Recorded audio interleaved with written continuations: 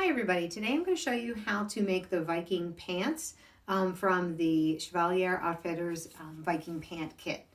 When you open it up, you're going to find a one-page paper that gives you some links to where you can download the PDF step-by-step written instructions, as well as the link to this video. You're also going to find 4 pieces of fabric. First of all, you're going to have 2 pieces that look like this. I'm going to unfold that out so you can see. This is the main body of the pants. And you're going to find 2 pieces of fabric that look like this. They're just long rectangles. These are going to form the cuffs of the pants. One thing that I do want to make just a brief statement about, these are the least authentic patterned pants that you can make. Honestly, these particular pants are very acceptable within the SCA. Lots of people wear them all the time, especially those who are doing martial arts like them, because you get a lot of freedom and movement in them. And they look pretty good when you wear them. However, just be aware that these are not how pants were made, Viking pants were made, and they are not how really pants were made at any time. There's a large amount of fabric in these, and there's lots of ways to make pants in which you have very little fabric use, but it requires a lot more sewing. So as part of our mission for accessibility and making these easy for you as a new sewer to have a pair of pants and make a pair of pants this afternoon, we've gone with this more, this more modern pattern for them, but I did want to make that statement before we get started.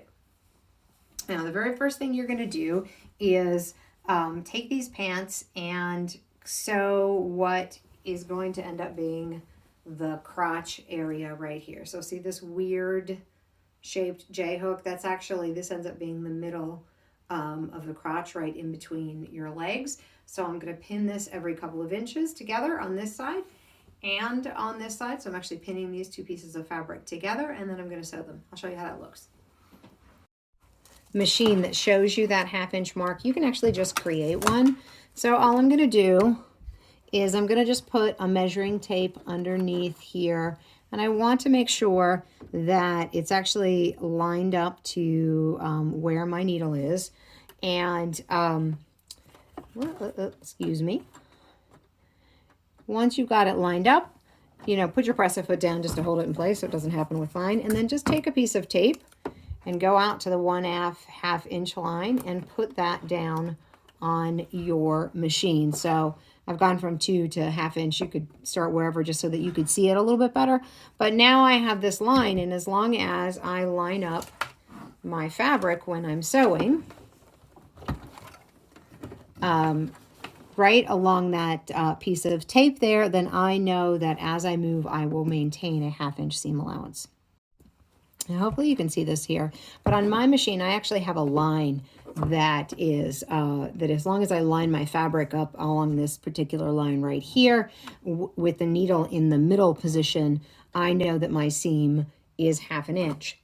If you're not sure, you don't have a mark on your, so I've gone ahead and pinned each side here. So as you can see, I have my pins perpendicular to my fabric, so the direction that I'm going to actually sew here down through this crotch area, and I've pinned the 2 pieces of fabric together on this side and on the other side of the pants. So I'm going to step back here so you can see it. So both this crotch and this crotch are actually pinned together. That's the only part that's pinned. If I could get this open, you could see that. So this straight part that comes down is not pinned. And I'm actually going to sew this so that my seam allowance is a 1/2 inch in from the raw edge. So I want my seam to sit right about there, as you can hopefully see on my measuring tape there, at about a 1/2 inch in, and I'm going to show you how to do that. After I've done the straight stitch, I'm going to reinforce the crotch area. It's just an area that takes a lot of wear. If you happen to have an overlock or a serger, that's a great way to do it. But if you don't, what I've done is I've set my machine on zigzag, and I'm just going to zigzag right over the edge of the entire crotch area to just reinforce it. So as you can see, along the entire edge of the crotch area, I have gone ahead and done that zigzag, just a tight zigzag right over the top to reinforce it. Okay, I've sewn both sides and reinforced it. I want to do two more things to just help it look a little nicer. First, I'm going to iron the seam open, and I'm going to show you what I mean by that. Hopefully you can see this on this video here. Actually, excuse me, I'm gonna iron it to one side. Almost all the time I'm gonna tell you iron the seam open, etc. But this particular case, we have, hopefully you'll be able to see this, since we have zigzagged across the top here, I obviously can't open up that seam.